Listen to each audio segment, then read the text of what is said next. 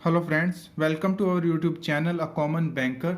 आज हम जानने वाले हैं कि कैसे हम अपनी यूनियन बैंक की मोबाइल एप्लीकेशन यू मोबाइल के थ्रू अपने पैसे ट्रांसफ़र कर सकते हैं, कैसे हम उसमें एमएमआईडी जनरेट कर सकते हैं और कैसे हम अपने पेई को रजिस्टर करेंगे। तो इसके लिए हम यूनियन बैंक की यू मोबाइल में लॉगिन करेंगे।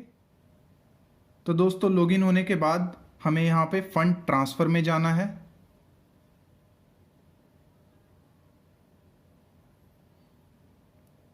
देखिए, फंड ट्रांसफर में जाने के बाद आपके पास दो ऑप्शन है, पेई ट्रांसफर और क्विक ट्रांसफर। पेई ट्रांसफर में आपको अपना पेई रजिस्टर करना पड़ेगा और क्विक ट्रांसफर में आपको कोई रजिस्टर करने की जरूरत नहीं है। तो आप पहले क्विक ट्रांसफर का देख लीजिए। क्विक ट्रांसफर में जाएंगे हम।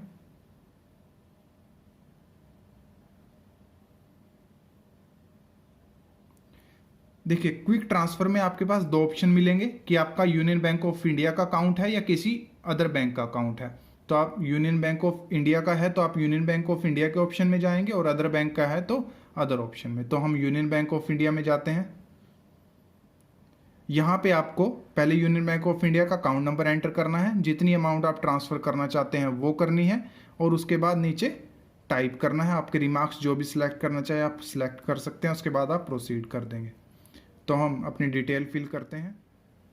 तो दोस्तों, मैंने अपनी डिटेल फिल कर दी है। अकाउंट नंबर डालते ही जिस नाम से वो अकाउंट है, पेई का नाम आ चुका है। मैंने उसके बाद अमाउंट डाली है।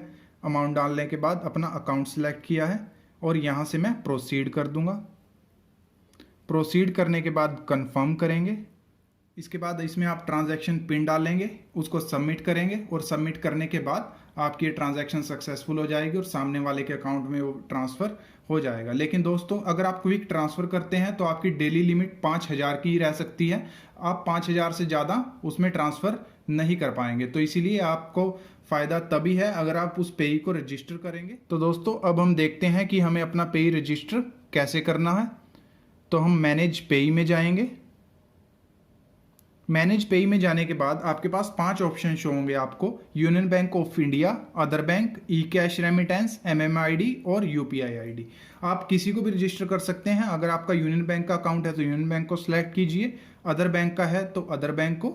आप ई कैश रेमिटेंस से भी कर सकते हैं, एमएमआईडी से भी और यूपीआई आईडी से भी। तो आप यूनियन बैंक का अकाउंट देखिए। हम यूनियन बैंक का अकाउंट एक ऐड करके दिखाते हैं आपको। यहाँ पे आप अकाउंट नंबर डालेंगे, फिर निक नेम डालेंगे कोई भी। तो देखिए दोस्तों, यूनियन बैंक का अकाउंट नंबर डालते ही आईएफएससी कोड खुद से ऑटोमेटिक उठा लिया है। पेई का नेम सिस्टम ने खुद से उठा लिया है। आप निक नेम जो मर्जी डाल सकते हैं इसमें। उसके बाद आप प्रोसीड करेंगे। प्रोसीड करने के बाद इसे कंफर्म करेंगे। उसके बाद आप अपना ट्रांजैक्शन पिन डालेंगे। पिन डालने के बाद सबमिट करेंगे। उसके बाद आपके पास 6 डिजिट का एक ओटीपी आएगा आपके रजिस्टर्ड मोबाइल नंबर पे। आपको वो ओटीपी इसमें डालना है और ओटीपी डालने के बाद सबमिट कर देना है। तो देखिए दोस्तों, इस तरह से आपका ये पेई जो है इसमें ऐड हो जाएगा और 1 मिनट के बाद आप इसमें पैसे भी ट्रांसफ़र कर पाएंगे। लेकिन उसमें 1 मिनट का टाइम लगता है पेई ऐड होने में, तो आपको 1 मिनट का वेट करना पड़ेगा। तो दोस्तों, इसके बाद हम देखते हैं कि कैसे हम किसी दूसरे बैंक का पेई रजिस्टर कर पाएंगे। इसके लिए हमें अदर बैंक के ऑप्शन में जाना है। देखिए, अदर बैंक ऑप्शन क्लिक करते ही आपको पेई का नाम एंटर करना है। निकनेम आप जो मर्जी डाल सकते हैं इसमें। अकाउंट नंबर कंफर्म करेंगे। उसके बाद आईएफएससी कोड डालेंगे और आप अकाउंट का टाइप सिलेक्ट करेंगे। आपको ये डिटेल इसमें डाल देनी है। तो देखिए दोस्तों, मैंने इसमें अपनी डिटेल डाल दी है। पहले पेई नेम में जिसके नाम से अकाउंट है निकनेम डाला है। उसके बाद अकाउंट नंबर, उसी अकाउंट नंबर को मैंने कंफर्म किया है। उसके बाद उस जगह का आईएफएससी कोड और अकाउंट टाइप में मैंने सेविंग सेलेक्ट कर लिया है। इसके बाद मैं यहाँ से प्रोसीड करूँगा।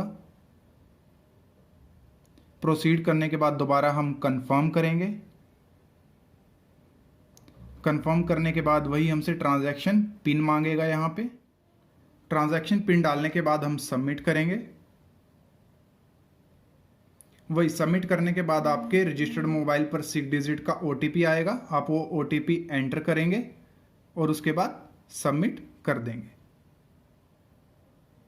देखिए सबमिट करने के बाद यहाँ से पेई आपका ऐड हो चुका है। वही आपका ये पेई भी ऐड होने में 1 मिनट लेगा। 1 मिनट के बाद आप इसमें पैसे ट्रांसफ़र कर पाएंगे। तो दोस्तों इसके बाद हम देखते हैं कि हमें अगर हमारी MMID जनरेट करनी है तो MMID जनरेट कैसे होगी। तो उसके लिए हम अपने अकाउंट्स में जाएंगे। अकाउंट्स में जाने के बाद आप उस अकाउंट में जाएंगे जिसकी आप MMID जनरेट करना चाहते हैं। मैं इसकी करना चाहता हूं।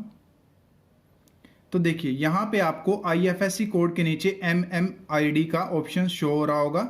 यहाँ से अगर आपकी MMID जनरेट नहीं हुई है तो आपको यहाँ पे शो करेगा क्रिएट MMID। मेरा यहाँ पे व्यू MMID शो कर रहा है तो मैं इसको क्लिक कर दूंगा।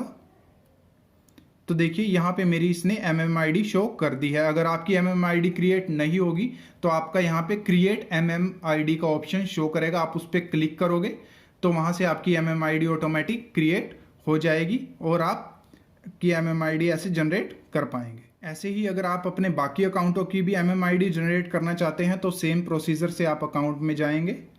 यहाँ पे MMID का ऑप्शन होगा, यहाँ पे उसको टच करेंगे और आपकी MMID यहाँ से शो कर देगा। आप ये MMID किसी को भी दे सकते हैं, उससे भी आप अपने पैसे ट्रांसफ़र कर सकते हैं। तो दोस्तों अभी हम देखेंगे जो हमने अपने पेई ऐड किए थे हम उनके पास पैसे कैसे ट्रांसफ़र कर सकते हैं। तो दोबारा हम फंड ट्रांसफ़र में जाएंगे। तो फंड ट्रांसफ़र में जाने के बाद जो आपने पेई ऐड किए हैं आप इस एरो पे क्लिक करेंगे तो आपको शो कर देगा। देखिए मैंने शिव PNB और रणविजय ये 2 ऐड किए थे, PNB अकाउंट का और यूनियन बैंक का। ये मुझे अब शो कर रहा है यहाँ पे। इसके बाद आप इस पर क्लिक करेंगे। सपोज कीजिए आप रणविजय में ट्रांसफ़र करना चाहते हैं, यहाँ क्लिक करेंगे, अपनी अमाउंट एंटर करेंगे। तो यहाँ पे मैंने अमाउंट एंटर कर दी है, रिमार्क्स डाल दिया है और यहाँ पे अकाउंट नंबर जो भी मैं जिस भी अकाउंट से ट्रांसफ़र करना चाहता हूँ वो डाल दिया है। और ये पे नाउ पे है। अगर आप शेड्यूल पेमेंट करना चाहते हैं तो शेड्यूल पेमेंट भी हो जाती है। शेड्यूल पेमेंट में क्या ये होगा कि आप जो भी तारीख डालेंगे वो पैसे उसी तारीख को ट्रांसफ़र होंगे, ना उससे पहले और ना उसके बाद में। आपके अकाउंट में वो बैलेंस होना ज़रूरी है। और पे नाउ पे क्लिक रखूँगा मैं। उसके बाद यहाँ से प्रोसीड करता हूँ। प्रोसीड करने के बाद कन्फर्म करूँगा। कन्फर्म करने के बाद ट्रांजैक्शन पिन मांगेगा, मैं ट्रांजैक्शन पिन यहाँ डालूंगा। देखिए सबमिट करने के बाद मेरी ट्रांजैक्शन सक्सेसफुल हो चुकी है। वो 2000 रुपये रणविजय के अकाउंट में अभी ट्रांसफ़र हो चुके हैं। तो इस तरह से आप अपने किसी भी अकाउंट में वो पैसे ट्रांसफ़र कर सकते हैं। तो दोस्तों अब हम देखते हैं कि अगर हमें किसी अदर बैंक में पैसे ट्रांसफ़र करने थे उसका क्या प्रोसीजर है। हम दोबारा एरो के निशान पे क्लिक करेंगे। हमने अपना PNB का बेनिफिशियरी रजिस्टर किया था, आप उस पर क्लिक करेंगे। क्लिक करने के बाद ये अमाउंट डालेंगे, रिमार्क्स डालेंगे, यहाँ पे रिमार्क्स एंटर करेंगे। आप इनमें से कोई भी ऑप्शन चूज़ कर सकते हैं, IMPS, NEFT या RTGS। इसके बाद आप अपना यहाँ पे अकाउंट सेलेक्ट करेंगे और प्रोसीड कर देंगे। प्रोसीड करने के बाद आपसे ट्रांजैक्शन पिन मांगेगा और ट्रांजैक्शन पिन मांगने के बाद आपकी जो ट्रांजैक्शन है वो सक्सेसफुल हो जाएगी और आपके बेनिफिशियरी के अकाउंट में वो पैसे ट्रांसफ़र हो जाएंगे। तो दोस्तों इस तरह से आप अपने किसी भी दूसरे अकाउंट में पैसे ट्रांसफ़र कर सकते हैं। यूनियन बैंक के भी या किसी अदर बैंक का अकाउंट हो आप उसमें भी ट्रांसफ़र कर सकते हैं। तो दोस्तों हम जल्द ही मिलेंगे अपने नेक्स्ट वीडियो में। अगर आपको हमारा आज का वीडियो पसंद आया हो तो हमारे चैनल को सब्सक्राइब कीजिए, लाइक कीजिए और शेयर कीजिए। धन्यवाद। Thank you.